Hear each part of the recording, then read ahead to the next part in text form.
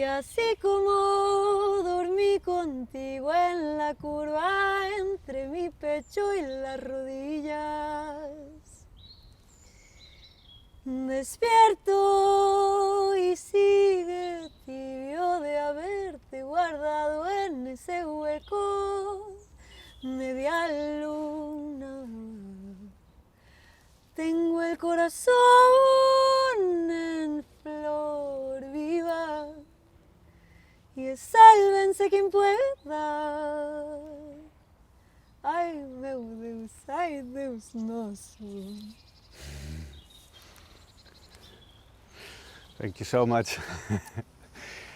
This is so impressed me so much that I almost forgot your name. Fuensanta Méndez.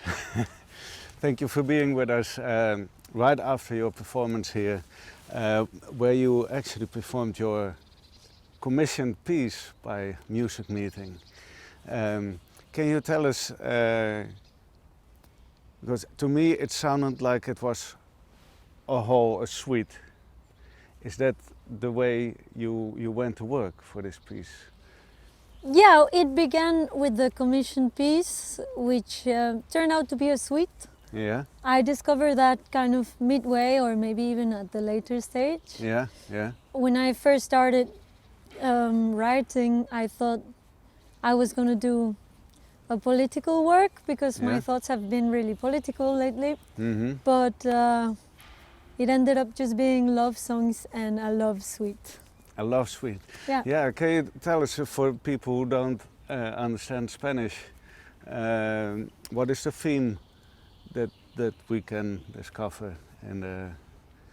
Sure. in So, your piece? I mean, the first one is really love. But actually, I did this 3-movement suite, which is one is like, I'm not sure it is dark enough to tell you about what the first one is about. No, it's almost dark here. No, it's not time yet. And it's called something like, oh my God. And the second one is pirita, which means pirate, or I think this is how it's said in English. It's a mineral that we call fake gold also. It has a lot of angles and it flashes. Yeah. So this is over a poem that says, I will invent in your mouth the spices. I will create, or I will raise from your temples the currents of jade. Over your body rest my broken bones. Golden swarf sprouting the chest, and your temples sway. Vaivén in the liquid of ember. You are going to see. They will dance in your hands the miracle of fish and the flashing of pirate. So that's the second movement. And then the third movement is just really a love ode, and it's the message is, I love you. I hate the idea that you would feel obliged to love me. But I also brought I also premiered today 2 arrangements of songs of mine that I had played either solo or in a trio setting. Yeah. One is a song I wrote dedicated to my father, and how he used to often, well, I don't know if often, but it's mainly a memory of the place where I grew up in, which was in the countryside. Yeah.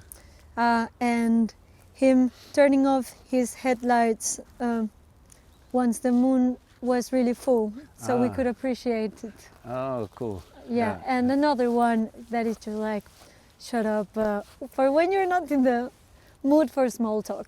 Okay. Yeah. And musically, I find it very interesting that you, the selection of the instruments, it's your Ensamble Grande. So you would think, okay, a piano, guitar, but it is actually, there are a lot of things are not in the band. There's no chord instrument. You are a bass player, but you only play in some songs. In some songs. Yeah. Was this a conscious decision to keep it so bold or so empty? Yeah. yeah, this was a question for me, but It's I- dangerous also, dangerous. or not? How so? Yeah, I'm interested in this.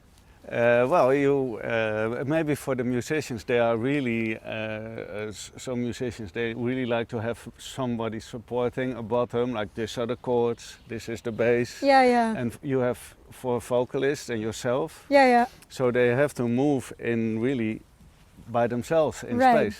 Oh, but these are a bunch of rope dancers. They all like this. So it's not a problem for them. But I really like having the spectrum, the sonic spectrum quite separated, and I love the possibilities for texture that this creates when you have kind of the middle range.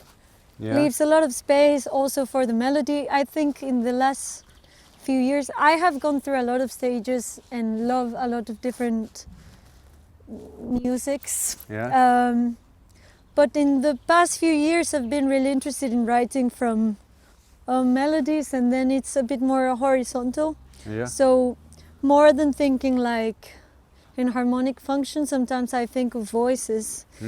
So this makes a lot of sense for me. And I also love writing for harmonic instruments, but I was really, I would like to commit also to this texture of writing from melody as a monolith, and then all these other things are like flocks of birds Yeah. that Yeah. wrap yeah. it around or dress it in gowns, you know. This is how I feel about this. Yeah, yeah, yeah. How do?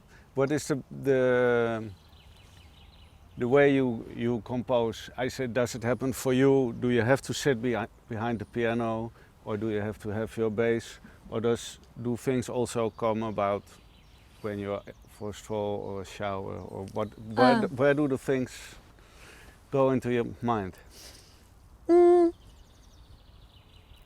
I think they happen more to me throughout the day, Yeah.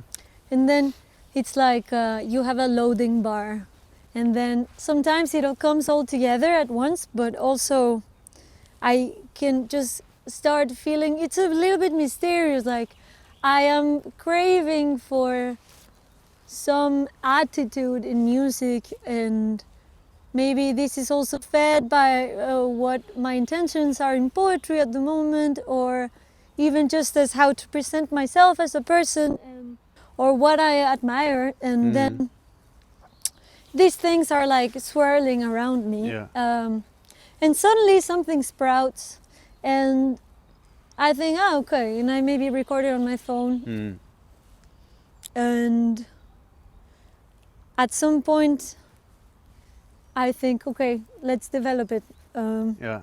And then maybe I do it with instruments. I write a lot. Most of this program I wrote just singing. Yeah. So I wrote with my voice, and also, singing each part. But it's like I have been surprised to find how things that were on my mind end up landing in the song once I sit down to develop it, and it's a little bit as if my subconscious kind of manifests the inquietudes I had. Okay. Something like this. All right. Last question.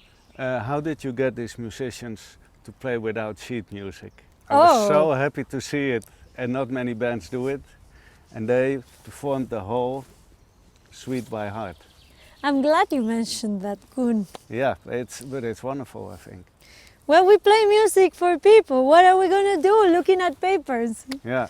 I